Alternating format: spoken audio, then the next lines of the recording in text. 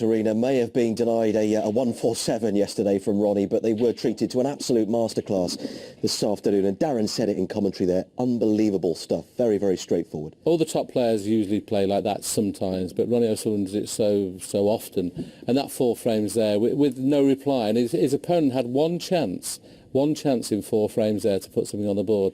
That is as good a performance I've seen from Ronnie for a few years. Okay, won the Masters. I don't think he played great in the Masters and still won it.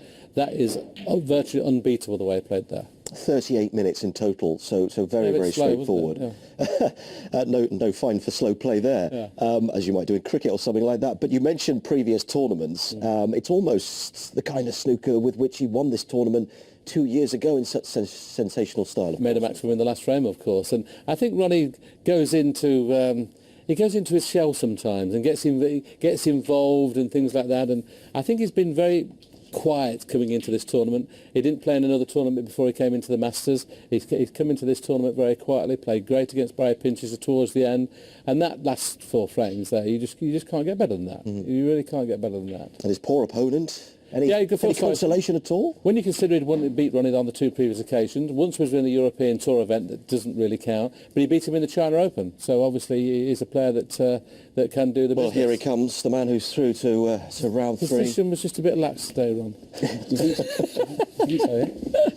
Was it?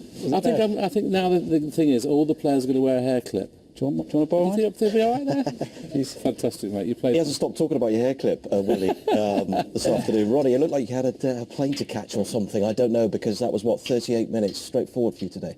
Must have enjoyed that. I don't know, did you enjoy it? Yeah, we enjoyed it. Good. Did you enjoy it?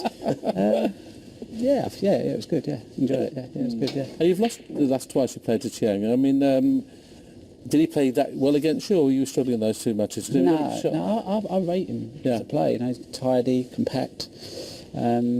But yeah, he had chances against me, but just didn't sort of like make the most of them. Did you feel better today? Did you feel more relaxed, more confident, happier than perhaps yesterday? No, I was fantastic yesterday. I'm fantastic today. I've been fantastic every day for quite a while, really. So I don't know what the furore is. Have you looked at any of the social media just lately? Obviously, you get told about a few bits and pieces, but you know.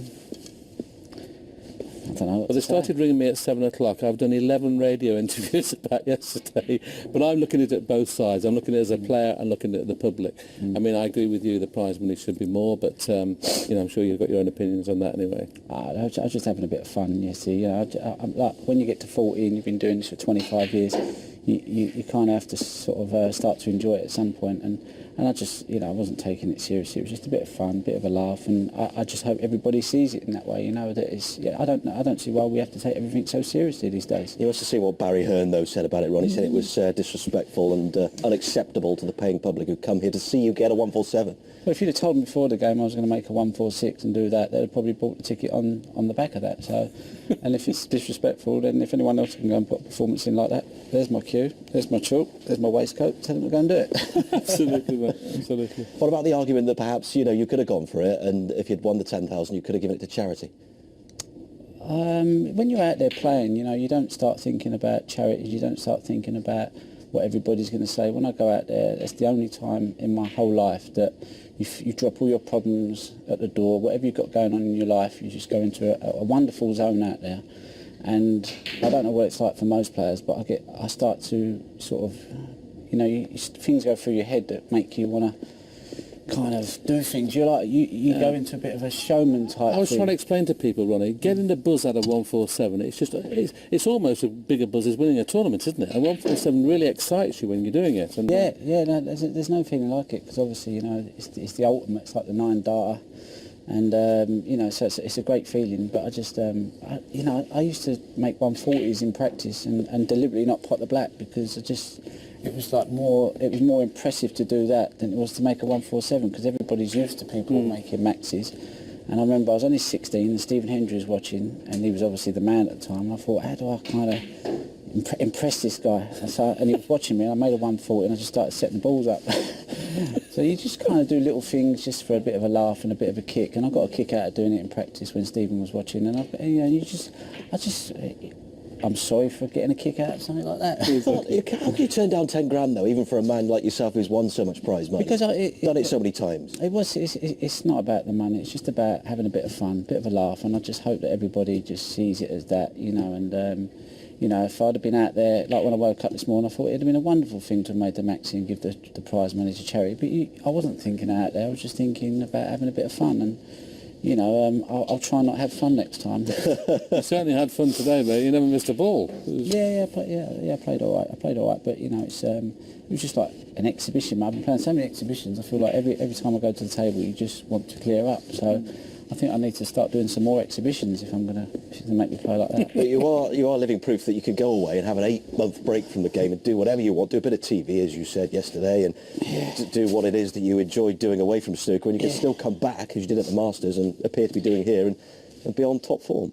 Well, this is probably... I love playing, I love practicing, and I love... We do some exhibitions, me, Willie, and JV, and I enjoy them more than I do playing competitions. But I realised I couldn't just do exhibitions and no competitions, because obviously the snooker fans, they want to see you play on TV, they want to root for you. So I've kind of got to get the balance right of playing enough competitions where I get a bit sharp and the motivation to practice. But really, I prefer playing my exhibitions. You know, I don't want to be playing John Higgins, Neil Robertson, Selby every day of the week for me living. God, you're having a laugh, isn't it? Like these tournaments, it's really, really tough, and also the other guys. So I don't really want to... You know, it can be quite grueling sometimes. Do you put the practice in, Ron, or do you use the exhibitions as practice now? No, I practice. You know, I do a couple of hours and kind of like the exhibitions. I enjoy. I get this. I mean, you done one with me, didn't you? It was a great night, wasn't it? Fabulous night. And I'm playing big people on great tables, pockets a little bit generous, knocking in 6-7 tons in 8 frames. And I'm playing like guys that can't really play, but you know, that's what it comes to. I'd rather play people that can't make 30 than make exactly. People that... Exactly. I feel like I've wandered into Ronnie O'Sullivan's kitchen or something. And Willie Thorne is in there. Well, come and take over then. Start doing your job. I can do a 147. But in terms of, you talk about you don't want to play John Higgins and all these guys. Well, I don't mind playing John Higgins, but I don't want to play him every day of the week for me living. I'd much rather go and do a few exhibitions, chill out, have a bit of fun on the road. We have good food, we chill out, you know, it's all a bit relaxed. Come to these tournaments, it's very pressurised, very intense. You pick up on the energy around, everybody's feeling that thing. So, you know, I just want to dip in it and dip out of it, you know, and just come and see if I've still got it, and if I've still got it, then... Do you find your enthusiasm's improved because you're picking and choosing tournaments now, Ron? I don't know. It's like you say, it's just about getting that balance of enjoying stuff. And like I said, you know, the stuff with Eurosport's been fantastic. And next year they're going to be doing 5 or 6 tournaments. So the tournaments that I'll be working on, I'll be playing in as well. Yeah. So, I mean, I've been up since 8 o'clock waiting to play a game of snooker, and it's just killing time sometimes. It's the hard thing. And, you know, it's sort of like if you've got something to do while you're at the tournament, you can take your mind off it. Because it is, if you can go into all these matches, I don't care what it is, the world final, your first round match, if you can go in there and just treat it like any normal day, just going down the club, having a practice, you would play better. I mean, I didn't even practice before I played today, because I thought, what's the point 10 minutes going to do? You know, you ain't going to become a better player in 10 minutes. Just have a bit of faith, have a bit of trust, enjoy it. If you get beat, so what? You go home. Well, I wasn't going to go home until I had my Chinese, though, because there's a great Chinese around here. Yeah. Oh, lovely. Happy gathering. It's amazing. I should sneak in there tonight, Ron, if you don't mind. Yeah, get down there. It's fantastic. Other Chinese restaurants are available. Ronnie, we'll see you in round 3. And thanks very much. Well done today. Smoothly through. Ronnie O'Sullivan. Right.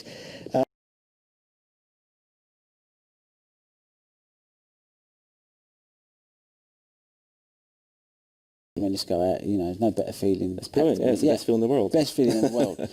But then there's the flip side, that if it isn't going well, then you kind of, you know, you have to tough it out and the anxiety can kick in. But yeah, I mean, but even then, they've got to go over the winning line, and you're watching the last frame and you can just sense the nervousness. Yeah, absolutely. But like you say, I think while you're confident and enjoying the game, and you think, you know, I'm consistently playing all right, how do you give something up that you think, you know, I've got this game, you know, you know, I can control what's going on, you know, so it's very difficult to give up, and I think I'll keep continuing playing and expecting to win while I'm feeling like that. I was just thinking about like my career, and obviously one part of I think my downfall that weakened me as a winning machine and an animal was like I started to get friendly with players, socialise. You keep yourself a bit apart, don't you? You don't really socialise with everyone. Yeah, and I don't intend. Yeah, I mean, I kind of have things to keep me busy and not. Yeah, you were like many like friends on the circuit, or. Not really. I mean, I get on most with all the players, you know, because most snooker players are good as gold. It's like, hello, whatever.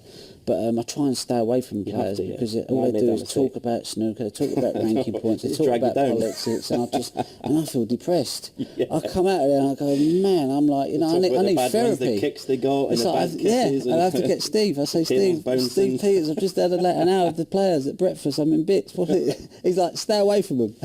And so no, I just try and you know, just try to recreate what I do at home at tournaments. And that's run, eat well, and you know, just chill and enjoy playing. Just enjoy it. You know, just treat it like being on a holiday, really, rather than a chore. All the best for the rest of the season. Stephen, pleasure to talk to you. Top man. Cheers, man.